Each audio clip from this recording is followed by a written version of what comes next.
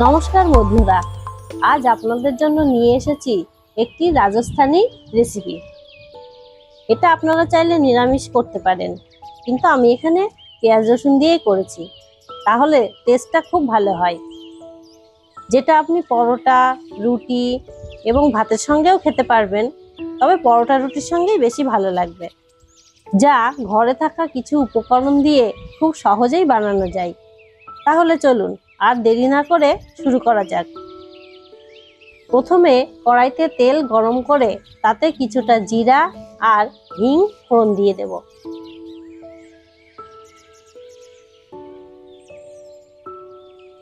দুই থেকে তিনটি কুচনো পেঁয়াজ এর মধ্যে দিয়ে দেব। এবার পেঁয়াজ ভাজা হোক, ততক্ষণে কিছু মশলা তৈরি করে নেব। তার জন্য এখানে মিক্সি জারে আমি দিয়েছি 2টো টমেটো, হাফ ইঞ্চি মতো আদা, 8 থেকে 10 কোয়া রসুন, 4-5টি কাঁচা লঙ্কা, কিছুটা ধনেপাতা।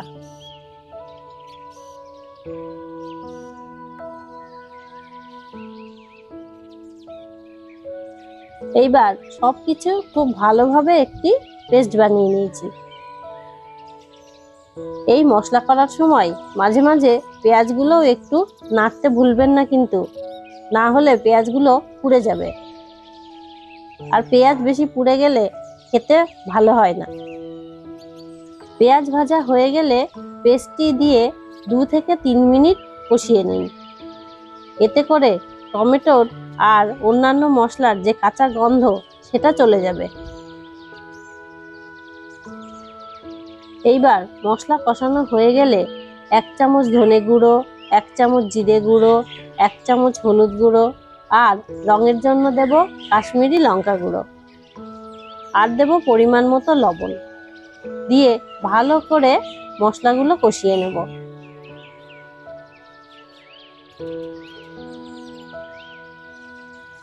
এই রেসিপির জন্য আরো একটি মশলার পেস্ট তৈরি করতে হবে। চলুন সেটি তৈরি করে নেওয়া যাক।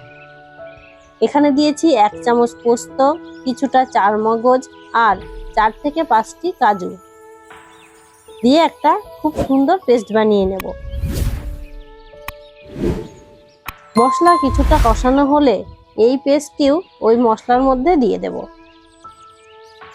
এই সময় একটু ভালো করে কষিয়ে নেব, আর দেব সামান্য কিছুটা জল, দিয়ে মশলাটা ঢাকা দিয়ে দেব, যাতে সব মশলার কাঁচা গন্ধ চলে যায় এবং মশলাটাও খুব ভালোভাবে কষানো হয়।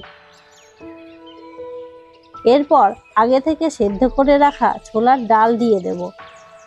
আমি এখানে 1 কাপ ছোলার ডাল নিয়েছি, আর ডালটি অবশ্যই 7 থেকে 8 ঘন্টা আগে ভিজিয়ে রাখবেন, তাহলে খুব ভালোভাবে সেদ্ধ হবে এবং ডালটি সেদ্ধ হতে সময়ও বেশি লাগবে না।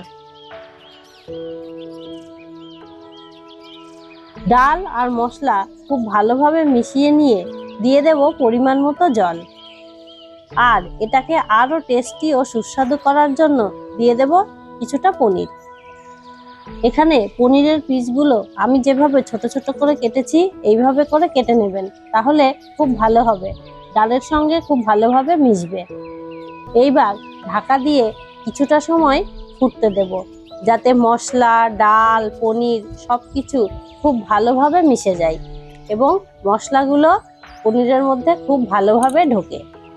এইবার নামানোর আগে দেব কিছুটা কসুরি মেথি আর গরম মশলা গুঁড়ো, এবং নামানোর আগে দিতে হবে সামান্য ধনেপাতা। ব্যাস, তাহলেই আমাদের রেডি টেস্টি টেস্টি ছোলার ডাল। এই দেখুন কত সুন্দর হয়েছে। এই রকম ঘন করতে হবে। এটি গরম ভাত, রুটি বা পরোটার সঙ্গে পরিবেশন করুন। একবার খেলে এই রেসিপির স্বাদ অনেক দিন মনে থাকবে। ভিডিওটি ভালো লাগলে অবশ্যই একটা লাইক করবেন, কমেন্ট করে জানাবেন কেমন লাগলো।